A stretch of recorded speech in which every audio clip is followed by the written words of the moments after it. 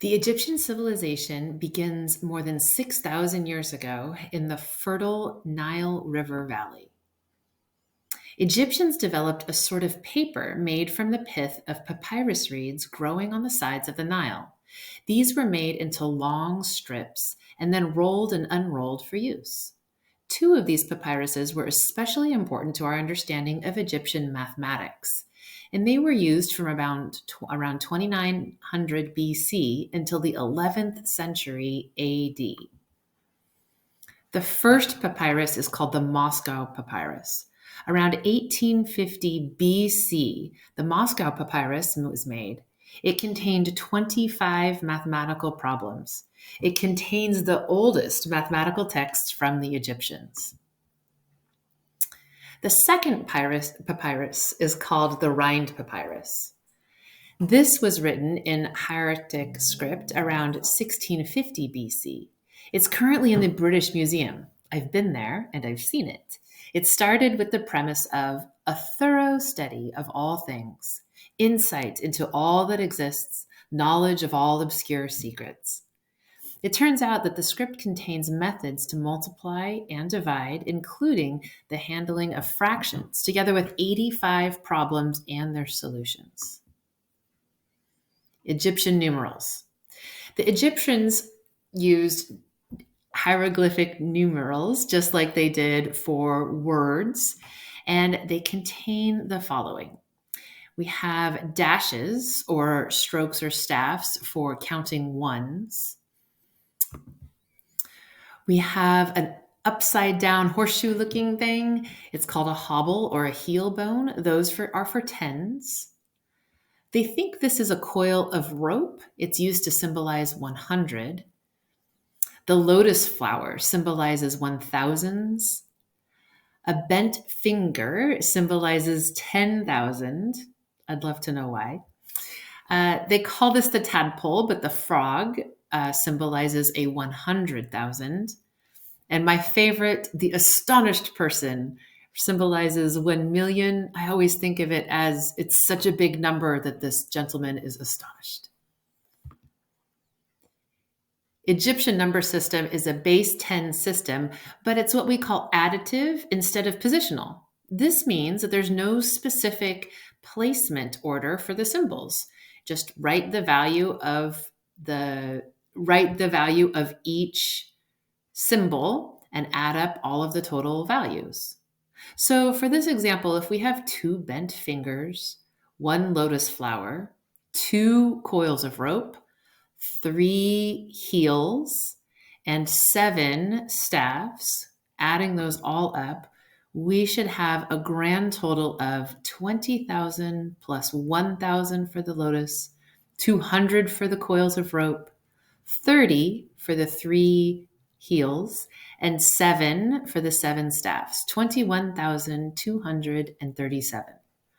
A rather cumbersome way to write these, but easy to figure out. To add numerals, all you need to do is combine the symbols. For each 10 of a particular symbol, you need to exchange them for 1 symbol of a higher place. For example, 10 strokes would be replaced with a hobble. If we were going to add, for example, 2 coils, 3 hobbles, and, 4 staffs to 4 lotus flowers, 1 coil, 2 heels, and 3 staves. Nothing gets regrouped. We don't have 10 of anything. So we end up with 4 lotus flowers, 4,000, 3 coils, 300, 5 hobbles, or 50, and 7 staffs. So 7. So 4,357. Let's take a look at a problem where we actually have to use some carrying or regrouping. So if you were given the Egyptian number of 3 coils, 1, 2, 3, 4, 5, 6 heels, and 1, 2, 3, 4, 5 staffs, in other words, the number 365, and you were to add it to the Egyptian number 257, so 2 coils, 5 hobbles, and 7 staffs, It's easy enough to recombine each of these, but what we need to be careful of is regrouping. So pay attention to how I regroup this with Egyptian numbers.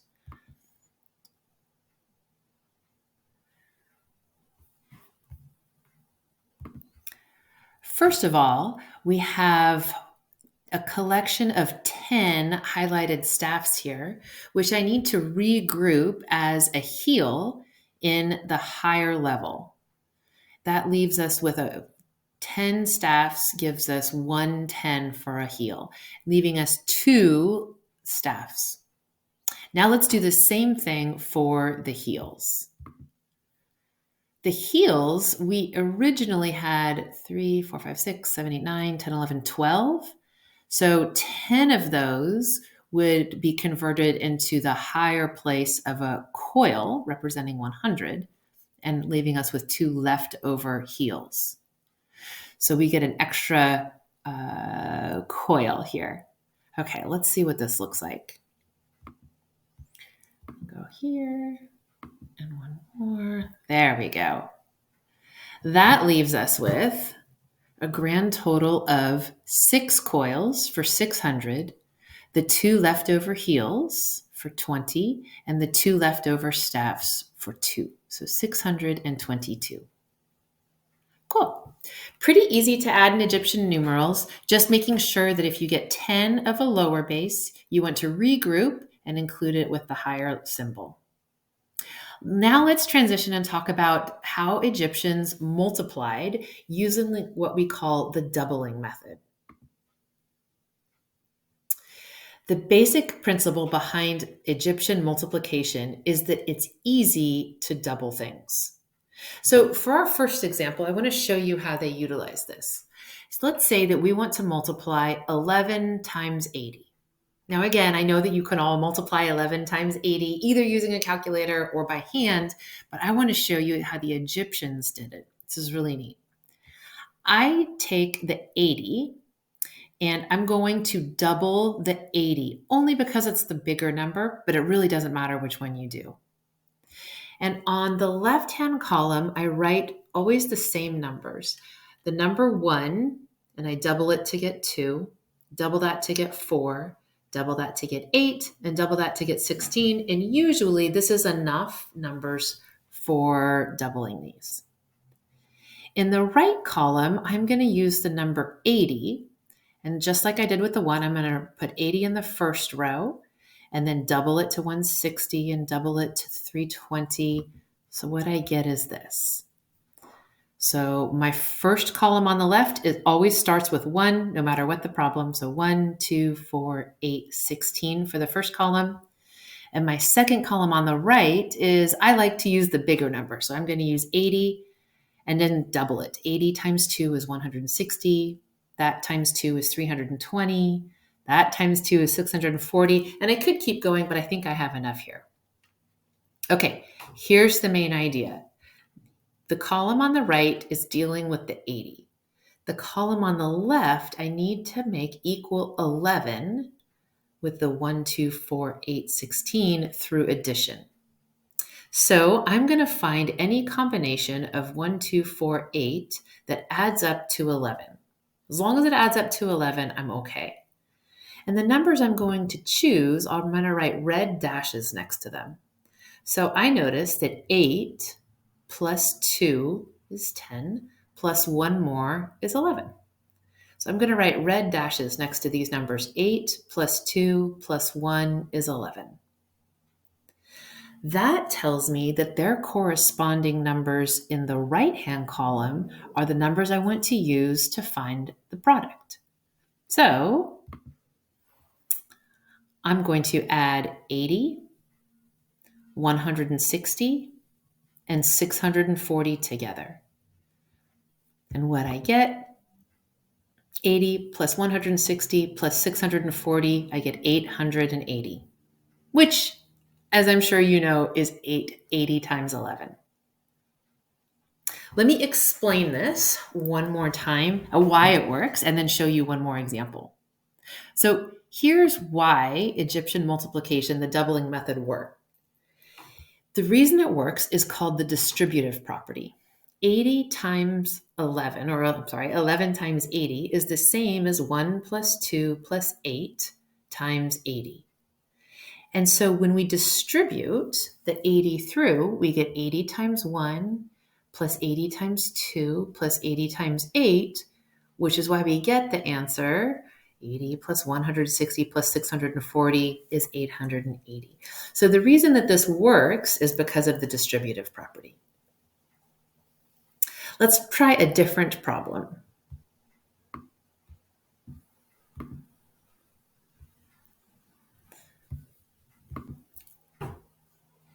Let's multiply for this one 35 times 12. So it doesn't matter who you put in which column, but I like to put the 35, the bigger one, in the far right-hand column. And in the far left-hand column, I'm going to continue to always start with 1, 2, 4, and then I'll fill in the rest, 8, 16, and so on. Cool.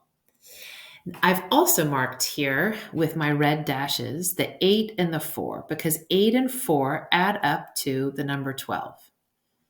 Do you see how large I would have to make that column to get them to add up to the number 35?